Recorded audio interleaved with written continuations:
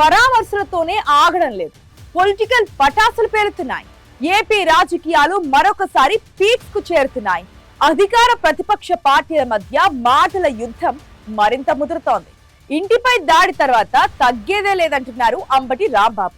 జైలుకెళ్లేదాకా రావడంతో తన తడాఖా చూపించాలనుకుంటున్నారు. ఎవడైతే నాకేంటనే అంబటి ఎత్తుగడేంటి? ఆయనకు చెక్ పెట్టేందుకు అధికార పక్షం వ్యూహమేంటి?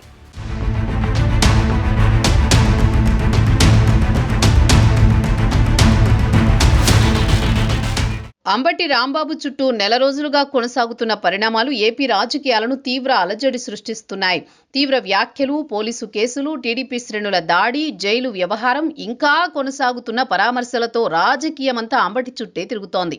వైసీపీ అధికారం కోల్పోయాక పార్టీ అధినేత వైఎస్ జగన్మోహన్ రెడ్డి రాష్ట్ర వ్యాప్తంగా నేతల్ని పరామర్శిస్తూ పర్యటనలు ప్రారంభించారు. ముఖ్యంగా ఉమ్మడి గుంటూరు జిల్లాలో అక్రమ కేసులు, మరణించిన కార్యకర్తల కుటుంబాల పరామర్శ కార్యక్రమాలు రాజకీయంగా ఉద్రిక్త వాతావరణాన్ని సృష్టించాయి. కొన్ని చోట్ల పోలీసుల అనుమతి లేదని, భద్రతా కారణాలు అంటూ అడ్డుకోవడంపై వైసీపీ నేతలు తీవ్ర విమర్శలకు దిగారు. అంబటి రాంబాబు అయితే పోలీసుల ఏర్పాటు చేసిన బారికేడ్లను తోసేసి మీడియా ముందుకొచ్చి తనదైన శైలిలో స్పందించారు. ఆయన వ్యాఖ్యల్లో వ్యంగ్యం అధికార పక్షం విరుచుకుపడేలా చేస్తోంది. ముఖ్యమంత్రి చంద్రబాబుపై చేసిన అంబటి అనుచిత వ్యాఖ్యలు పెద్ద రాజకీయ తుఫానుకు కారణమయ్యాయి.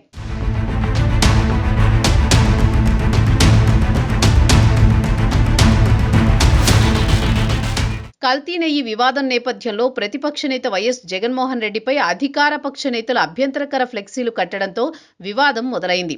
ఆ ఫ్లెక్సీలను తొలగించేందుకు వెళ్లిన అంబటి అక్కడే మీడియా ముందు అధికార పార్టీపై తీవ్ర విమర్శలు గుప్పించారు. అటు టీడీపీ శ్రేణులు ఫ్లెక్సీని ఎలా తీసేస్తావో రా తేల్చుకుందామంటూ మోహరించారు. ఆ ప్రాంతం రణరంగంగా మారింది. అంబటి వ్యాఖ్యల తర్వాత అధికార పార్టీ శ్రేణులు ఆయన ఇంటిపై, కార్యాలయంపై దాడికి దిగాయి. దాడి సమయంలో అంబటి ఆఫీసులోనే ఉండడంతో ఆయన్ని, ఆయన కుటుంబ సభ్యులను భయభ్రాంతులకు గురిచేశారని వైసీపీ వర్గాలు ఆరోపించాయి. దాడులకు దిగిన టీడీపీ నాయకులపై కేసులు పెట్టినా ఫలితం లేకపోవడంతో హైకోర్టును ఆశ్రయించారు అంబటి సతీమణి. ఈ పరిణామాలతో రాష్ట్ర రాజకీయాల్లో ఒక్కసారిగా ఉద్రిక్త పరిస్థితులు ఏర్పడ్డాయి.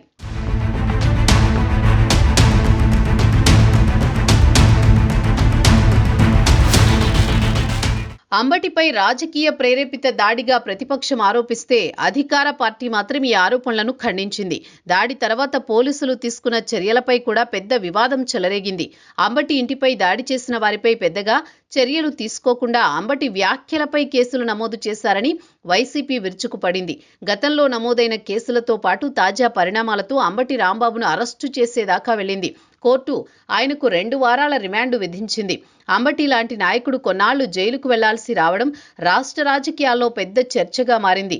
అంబటి జైల్లో ఉండగా మాజీ మంత్రులు, వైసీపీ ముఖ్య నేతలు ఆయన కుటుంబాన్ని పరామర్శించారు. అంబటి కూతురు మీడియా ముందుకొచ్చి బలంగా గొంతు వినిపించడం కూడా చర్చనీయాంశమైంది.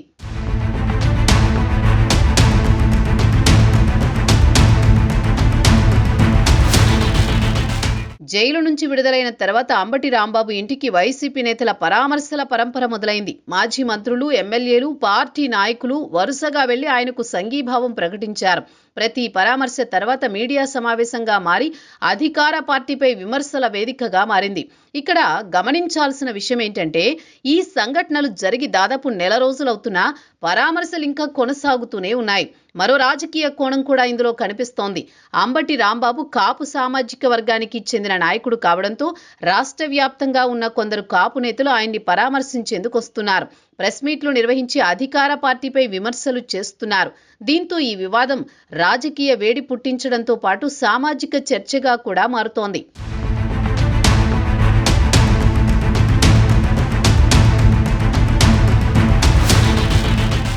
రాజకీయ విశ్లేషకులు ఈ పరిణామాలను 2 కోణాల్లో చూస్తున్నారు. ఒకవైపు అంబటి రాంబాబు జైలుకు వెళ్లడం వల్ల వైసీపీ కార్యకర్తల్లో సంఘీభావం పెరిగిందని అంటున్నారు. ప్రతిపక్షంపై ప్రభుత్వం కఠినంగా వ్యవహరిస్తోందన్న భావన కొంతమందిలో ఏర్పడిందని కూడా చెబుతున్నారు.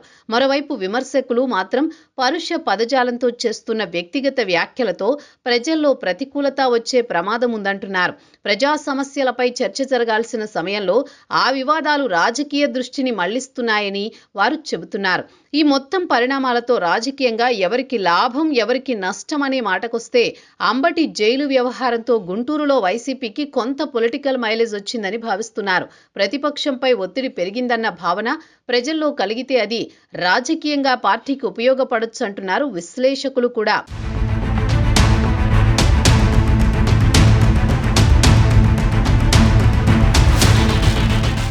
మైలేజ్ వస్తుందో మైనస్ అవుతుందో పక్కన పెడితే ప్రజా సమస్యలు గాలి కొదిలేస్తున్నారని, రాజకీయాలపై ప్రజలు విసుగెత్తే అవకాశం ఉందనే వాదన కూడా బలంగానే ఉంది.